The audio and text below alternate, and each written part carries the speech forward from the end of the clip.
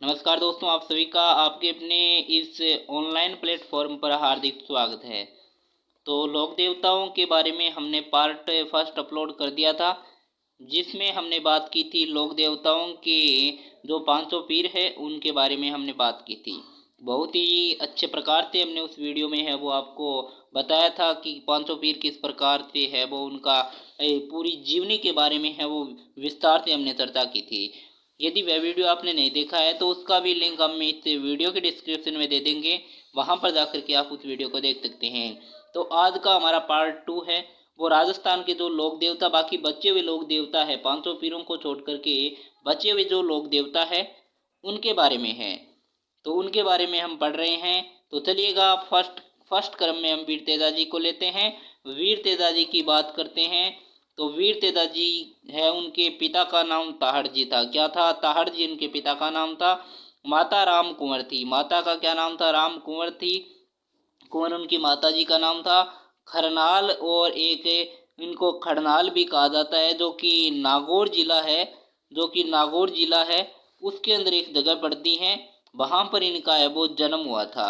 और पत्नी का नाम है वो पेमल था। पेमल दे इनकी पत्नी का नाम था पेमल। घोड़ी इनका इनका इनकी जो घोड़ी थी उनको लीलन है वो कहा जाता है। और ससुराल इनका पनेर अजमेर के अंदर एक जगह पड़ती है, वहां पर इनका ससुराल था। निर्वाण स्थल इनका है वो सुरसरा अजमेर के अंदर है वो इनका निर्वाण स्थल स्थल था, जहाँ पर लाचा गुजरी की गायों को भी है वो लेने के लिए गए थे। यहाँ पर है कि यहाँ पर ये फैक्ट भी है कि तेजाजी इलाछा नामक गुजर महिला की गायों को बचाते हुए घायल हो गए थे। और सुरसुरा जो अजमेर के अंदर जगह पड़ती है, वहाँ पर सांप के काटने से है वो प्राण इन्होंने त्याग दिए थे।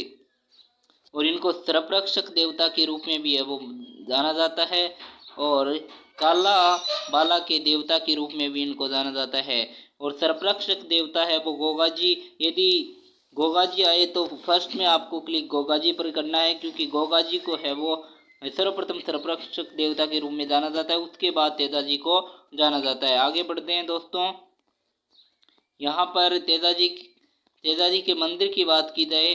तेजाजी का जो मंदिर है, तेजाजी का जो मंदिर है वो पर्वत सर जो कि नागौर के अंदर एक जगह पड़ती है, वहाँ पर इनका मुख्य तीर्थ स्थल भी बना हुआ है, जो कि पर्वत सर नागौर के अंदर है। और किसान है वो हल जोतते समय गीत तेजाजी के गीत है वो गाते हैं। यानी किसान जब हल जोतते हैं खेत में, तब तेजाजी के गीत है वो गाते हैं। और तेजाजी की बहन थी वो बुंगरी माता का भी मंदिर है वो खरनाल में है। यानी तेजाजी की बहन कौन थी? बुंगरी माता थी, जिनका मंदिर भी है वो खरनाल के अंदर बना हुआ है। ये भी एक लोक देवी है। आगे हम लोक देवियों का जो पार्ट पढ़ेंगे, पार्ट 3 आने वाला है लोक देवियों के बारे में, इनके बारे में वहाँ आगे भी चर्चा करने वाले हैं।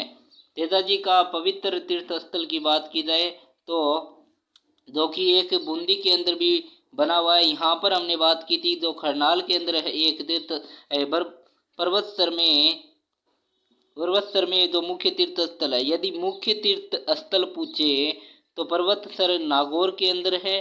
और अन्य जो तीर्थ स्थल एक बना हुआ है जो कि तेजाजी का पवित्र तीर्थ स्थल बना हुआ है, जो कि बांसी दुगारी नामक एक जगह है जो कि बूंदी जिले के अंदर पड़ती है। और एक जो एक्सप्रेस है, जो एक्सप्रेस चलाई गई ट्रेन एक्सप्रेस है, जो कि लीलन एक्सप्रेस के नाम से जानी जाती है, वो भी तेजाजी के नाम से चलाई गई है। और 2010 में तेजाजी पर डाक टिकट भी जारी किया गया है। आगे की कड़ी में बात करते हैं देवनारायण जी की। तो देवनारायण जी की बात की जाए तो ये बगड़ावत गुजर थे। देवनारायण जी कौन थे? बगड़ावत गुजर थे। और इनका जन्म आसिंद भीलवाड़ा के अंदर एक जगह पड़ती है, वहां पर इनका जन्म हुआ था। पिता सवाई बोध थे। माता सेडू थी और पत्नी पीपल दे थी। घोड़ा इनका लीलागर इनका घोड़ा था। ये बहुत ही इंपॉर्टेंट फैक्ट है दोस्तों, सीधे सीधे एग्जाम में छपने वाले, पेपर में सीधे इन्हीं फैक्ट में से छपने वाले हैं। और आपके बीएसटीसी में तो विशेष रूप से इन्हीं फैक्ट में से आने वाला है। और एलडीसी में भी आ सकते हैं, राजस्थान पुलिस में भी आ सकते हैं, पटवार में भी आ सकते हैं, अन्य जो कॉम्पिटिटिव एग्ज़ाम है उनमें भी इन्हीं में से छपते हैं। यदि आप यूपीएससी की भी तैयारी कर रहे हैं तो इन्हीं में से आ सकते हैं, क्योंकि बहुत बड़ा यूपीएससी का जो एग्ज़ाम होता है इन्हीं में से कभी कभी इन्हीं में से प्रश्न है वो पूछे जाते हैं। चलिएगा आगे बढ़ते हैं दोस्तों। इसी कड़ी में देवनारायण जी की, तो देवनारायण जी को विष्णु के अवतार भी कहा जाता है, औषधियों का देवता भी कहा जाता है। देवनारायण जी को विष्णु के अवतार के रूप में पूजा जाता है, औषधियों का देवता के रूप में भी देवनारायण जी की पूजा की जाती है। और इनके मंदिर में मूर्ति नहीं होती। बहुत ही इम्पोर्टेंट फैक्ट है, क्या नहीं होती है? मूर्ति नहीं होती है, बल्कि ईंटों की पूजा की जाती है। देवनारायण जी का जो मंदिर है उनमें मूर्ति नहीं होती और उनकी ईंटों की पूजा की जाती है। जिस प्रकार हमने बात की थी लोक देवताओं के जो 500 पीठ थे उनमें रामदेव जी की हमने बात की थी, तो रामदेव जी के मंदिर में पगलियों की पूजा की जाती थी। उसी प्रकार देवनारायण जी के मंदिर में है वो ईंटों की पूजा है वो की जाती है। मंदिर में नीम के पत्ते चढ़ाए जाते हैं, क्योंकि इनको औषधियों का देवता कहा जाता है। औषधियों का देवता कहा जाता है तो नीम के पत्ते इनके चढ़ाए जाते हैं। देवनारायण जी के फड़ की बात की जाए, देवनारायण जी के फड़ की बात की जाए तो देवनारायण जी की जो फड़ है वो सबसे लंबी फड़ मानी जाती है और सबसे महत्वपूर्ण फड़ है वो आपकी पाबू जी की मानी जाती है।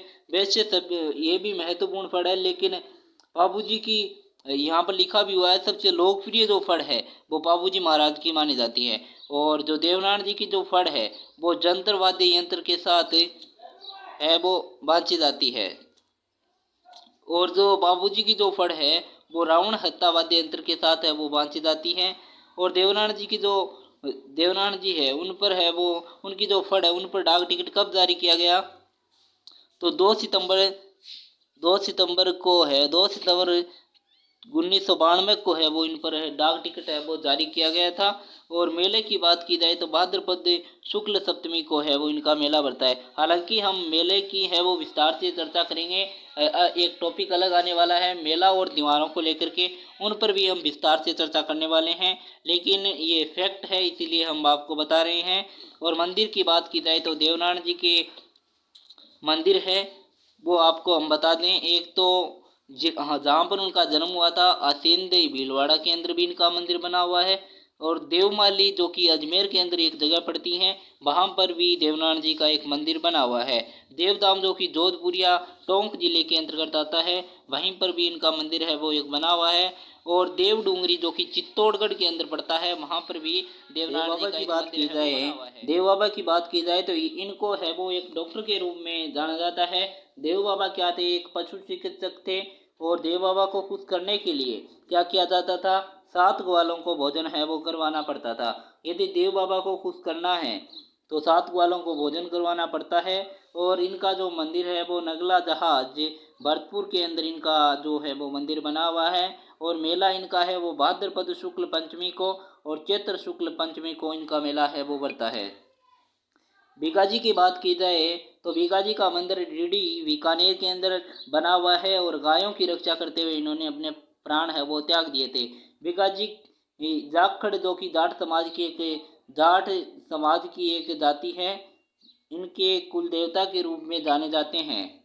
आगे की कड़ी में हम बात करें झुंझार जी की बात की जाए तो इनका जन्म स्थान है, झुंझार जी का जो जन्म स्थान है वो इमलोहा सीकर के अंदर एक जगह पड़ती है, वहाँ पर इनका जन्म हुआ था। और इनका मंदिर पूछा जाए तो मंदिर श्यालोदड़ा सीकर के अंदर ही एक जगह पड़ती है श्यालोदड़ा, वहाँ पर इनका मंदिर बना हुआ है। मेला इनका रामनवमी को बढ़ता है। और स्थल इनका पूछा जाए तो प्राय खेजड़ी के नीचे इनका जो है वो मंदिर बना होता है। और खेजड़ी के नीचे ही गोगाजी महाराज का मंदिर है वो बना होता है, लेकिन इनका प्राय खेजड़ी के नीचे बना होता है, क्योंकि कहीं पर खेजड़ी के नीचे भी इनका मंदिर है नहीं होकर के अन्य जगह पर भी बना आपको मिल सकता है। इम्पोर्टेंट फैक्ट की बात की जाए तो इनके मंदिर में दूल्हा दुल्हन तथा तीन भाइयों की है वो मूर्तियां हैं। इनके मंदिर में है वो दूल्हा दुल्हन और 3 भाइयों की है वो मूर्तियां हैं वो देखने को मिलती है। आगे की कड़ी में हम बात करते हैं मलिनाथ जी राठौड़ की, जो कि मारवाड़ के मारवाड़ क्षेत्र में थे। और इनका जो मंदिर है वो इनके मंदिर की बात की जाए तो तिलवाड़ा बाड़मेर के अंदर एक जगह पड़ती है, वहाँ पर इनका मंदिर है वो बना हुआ है। मलिनाथ जी का पशु मेला बहुत ही महत्वपूर्ण और पूछा जाने वाला, बार बार एग्जाम में पूछा जाने वाला है। जो कि चैत्र कृष्ण पक्ष को बढ़ता है। होली के अगले दिन से 15 दिन तक ये मेला लगा रहता है। आगे इनके गुरु की बात की जाए तो इनके गुरु थे वो उगम सिंह थे। इनके गुरु कौन थे? उगम सिंह भाटी इनके गुरु थे। और मल्लिनाथ जी की जो पत्नी थी रूपा दे भी एक लोक देवी है। रूपा दे भी एक लोक देवी है और इन्होंने छुआछूत मिटाने का है वो भरपूर प्रयास है वो इन्होंने किया था। और मल्लिनाथ जी के बारे में हमने संपूर्ण जानकारी प्राप्त कर ली है। इन्हीं में ये फैक्ट में से आपको पूछा जाएगा। आगे की कड़ी में बात करते हैं तलीनाथ जी महाराज की। तो तलीनाथ जी की बात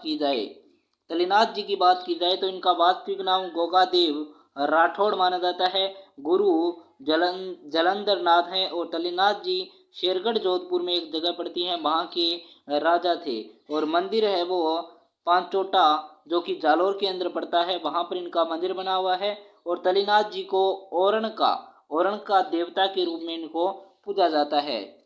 आगे हम बात करें जरड़ा जी या रूपनाथ जी की बात की जाए। जरड़ा जी या रूपनाथ जी की बात की जाए तो जरड़ा जी और रूपनाथ जी है इनको एक कौन थे? ये बाबूजी के भतीजे थे। और बाबूजी ने क्या किया था? जिंदराव खिंची से युद्ध किया था। खिंची थे तो उनके युद्ध करते हुए वो वीरगति को प्राप्त हो गए थे। और उन्हीं का बदला इन्होंने जो बाबूजी के भतीजे थे रूपनाथ जी या जरड़ा जी, इन्होंने जिंदराव खिंची को मार करके अपने पिता व चाचा की हत्या का बदला लिया था। और इनका मंदिर बना हुआ है कोलूमंड जोधपुर के अंदर इनका मंदिर बना हुआ है। और सिम्बूदड़ा बीकानेर के अंदर भी इनका मंदिर बना हुआ है। इम्पोर्टेंट फैक्ट की बात की जाए तो हिमाचल प्रदेश में इनको है वो बालकनाथ के रूप में इनकी पूजा है वो की जाती है। तो फैक्ट ये भी आ सकता है आपसे कि हिमाचल प्रदेश में बालकनाथ के रूप में किसकी पूजा की जाती है? तो आपका उत्तर होगा दृढ़ा जी या रूपनाथ जी। आगे बढ़ते हैं दोस्तों। आगे यहाँ पर केसरिया कंवर जी की बात की जाए तो ये कौन थे? तो ये थे गोगा जी के बेटे, गोगा जी के पुत्र थे ये केसरिया कंवर, जो कि सर्परक्षक देवता के रूप में पूजे जाते हैं। और गोगा जी भी सर्परक्षक देवता के रूप में पूजे जाते हैं। इनका भक्त या भोपा जो होता है वो रोगी का जहर मुंह से चूस करके बाहर निकाल देता है और उसको ठीक कर देते हैं। और इनके थान जिसको मंदिर कहा जाता है पर सफ़ेद रंग का ध्वज है वो फहराते हैं। और यहाँ पर हरिराम जी महाराज की बात की जाए तो ये इनका मंदिर बना हुआ है जोरडा जो कि नागौर जिले के अंदर पड़ता है। और इनका मेला भाद्रपद शुक्ल पंचमी को बढ़ता है। और ये भी सर्परक्षक देवता के रूप में पूजे जाते हैं। तो हमने सर्वप्रथम यदि पूजा जाए तो गोगा जी हो गए सर्परक्षक देवता के रूप में, फिर तेजा जी और फिर केसरिया कंवर और फिर हरिराम जी है वो सर्परक्षक देवता के रूप में पूजे जाते हैं। और इनके मंदिर में इम्पोर्टेंट फैक्ट है ये दोस्तों कि इनके मंदिर में है वो सांप के बिल यानी बाम्बी की पूजा की जाती है। सांप के बिल की इनके मंदिर में पूजा की जाती है। और वीर फताजी की बात की जाए तो वीर फताजी का मंदिर है वो सातू जालोर के अंदर एक जगह पड़ती है, वहाँ पर इनका मंदिर है। और गायों की रक्षा हेतु इन्होंने प्राणों को है वो त्याग दिया था। मेला भाद्रपद शुक्ल नवमी को इनका मेला बढ़ता है। आगे की कड़ी में आलम जी जो कि जेतियालोत राठौड़ थे और इनका मंदिर है वो दोरीमना बाड़मेर के अंदर पड़ता है। इनके मंदिर को घोड़ों का तीर्थ कहा जाता है। बहुत बार ये एग्जाम में पूछा जा चुका है कि घोड़ों का तीर्थ स्थल किन के मंदिर को कहा जाता है? तो आलम जी के मंदिर को कहा जाता है। आगे बढ़ते हैं खेतला जी महाराज की। और खेतला जी की बात की जाए प्रमुख लोक देवता के रूप में तो इनका जो मंदिर है वो सोनाना पाली के अंदर पड़ता है। और मेला चैत्र शुक्ल एकम को इनका मेला पड़ता है। यहाँ पर जो हकलाने वाले जो बच्चे होते हैं उनका यहाँ पर विशेष रूप से इलाज है वो किया जाता है। आगे की कड़ी में हम मामादेव के बारे में बात करते हैं। तो मामादेव को क्या कहा जाता है? मामादेव को वर्षा के देवता के रूप में पूजा जाता है। मामादेव को खुश करने के लिए भैंसे की बलि देनी पड़ती है, जो कि ये ये एक ऐसा देवता है जो कि भैंसे की बलि इनको देनी पड़ती है, जो कि एक गलत काम था लेकिन देनी पड़ती थी और खुश करने के लिए। और इनके इम्पोर्टेंट फैक्ट की बात की जाए तो इनका मंदिर नहीं होता, बल्कि गांव के बाहर जो कि एक लकड़ी का तोरण बना होता था उसकी पूजा की जाती थी। यानी लकड़ी का एक गांव के बाहर तोरण बना होता है, विशेष रूप से इनका मंदिर नहीं होता है। डूंगजी जवाहर जी की बात की जाए तो ये सीकर के बाठोट बाठोट पाटौदा गांव के सामंत थे। बाठोट पाटौदा गांव के सामंत थे, लेकिन अमीरों के धन को लूट करके गरीबों में बांट दिया करते थे। और इन्होंने अंग्रेजों की नसीराबाद जो छावनी थी उनको भी इन्होंने लूटा था। और इनके सहयोगी थे जो सहायता करने वाले थे वो लोहट जी जाट थे और करुणा जी मीणा इनके सहयोगी थे। बहुत ही इंपॉर्टेंट फैक्ट है दोस्तों, फैक्ट की बात कर रहे हैं हम, बहुत ही महत्वपूर्ण है। आगे की बात की जाए आगे की कड़ी में तो आगे यहाँ पर बात करते हैं हम आगे की लोक देवता में भूरिया बाबा। भूरिया बाबा की बात की जाए तो यहाँ पर भूरिया बाबा गोडवाड क्षेत्र के मीणा जाति के इष्ट देव या आराध्य देव के रूप में जाने जाते हैं। और मीणा जाति के लोग इनकी कभी भी झूठी कसम है वो नहीं खाते हैं। और यहाँ पर गोमतेश्वर महादेव का जो मंदिर है वो अरावली पर्वतमाला के गोडवाड क्षेत्र में सूखड़ी नदी के दाहिने किनारे पर स्थित है, जो कि प्रतापगढ़ और सिरोही के अंतर्गत आता है। कलाजी की बात की जाए तो भक्त शिरोमणि मीरा इनकी चचेरी बहन थी। जो कि मीरा थी उनकी इनकी चचेरी बहन थी कलाजी की। और इनके गुरु थे योगी भैरवनाथ, जो कि महत्वपूर्ण गुरु माने जाते हैं। योगी भैरवनाथ चित्तौड़ के तीसरे शाके जो कि 1567 ईस्वी में हुआ था, उसमें महाराणा उदय सिंह और अकबर के बीच युद्ध हुआ था। उसी में जयमल को है वो इन्होंने कंधे पर बिठा लिया था, बिठा करके युद्ध किया और वीरगति को ये प्राप्त हो गए थे। कलाजी राठौड़ है वो 4 हाथ वाले देवता कहलाए, क्योंकि उन्होंने है वो जयमल जी को कंधे पर बिठा लिया तो इनके 2 हाथ इनके हो गए और 2 हाथ जयमल जी के हो गए, तो 4 हाथ वाले देवता के रूप में इनको जाना जाता है। और शेषनाग का अवतार भी इनको कहा जाता है। और सामलिया डूंगरपुर के अंदर एक जगह पड़ती है, वहाँ पर काले पत्थर की इनकी प्रतिमा बनी हुई है। और मंदिर के मुख्य सेवक को है वो किरणधारी कहा जाता है। और रनेला जो कि रुणेला में कलाजी का सिद्धपीठ है, कलाजी की सिद्धपीठ है। और अंतिम बात करते हैं भौमिया जी, जो कि गांव-गांव में भूमि रक्षक देवता के रूप में पूजे जाते थे। ये आपके इम्पोर्टेंट लोक देवता थे जिनका हमने यहाँ पर पूरा विस्तार से चर्चा की है और फैक्ट लेकर के आपके सामने आए थे। तो उम्मीद करते हैं आपको यहीं से आपके एग्जाम में प्रश्न आएंगे। और आशा करते हैं आज का वीडियो आपको अच्छा लगा होगा। वीडियो अच्छा लगे तो वीडियो को लाइक कर दीजिएगा, चैनल पर नए हो तो सब्सक्राइब कर दीजिएगा और अपने दोस्तों के साथ भी इस वीडियो को शेयर कर दीजिएगा ताकि उनकी भी हेल्प हो सके, क्योंकि बहुत ही महत्वपूर्ण और इम्पोर्टेंट फैक्ट है ये। और हमारे हस्तलिखित जो नोट्स हैं उन्हीं से हम आपको वीडियो बना करके प्रोवाइड करवा रहे हैं। तो आज के लिए इतना ही गाइस, मिलते हैं गाइस नेक्स्ट वीडियो में कुछ नए टॉपिक के साथ। तब तक के लिए जय हिंद जय भारत। और नेक्स्ट हम बात करेंगे लोक देवियों की, तब तक आप इनको अपनी नोटबुक में नोट कर सकते हैं और अच्छे प्रकार से इनको याद कर लीजिएगा। आपके एग्जाम में इन्हीं में से प्रश्न आने वाले हैं। तो चलेगा आज के वीडियो में इतना ही, मिलते हैं नेक्स्ट वीडियो में कुछ नए टॉपिक के साथ। तब तक के लिए जय हिंद जय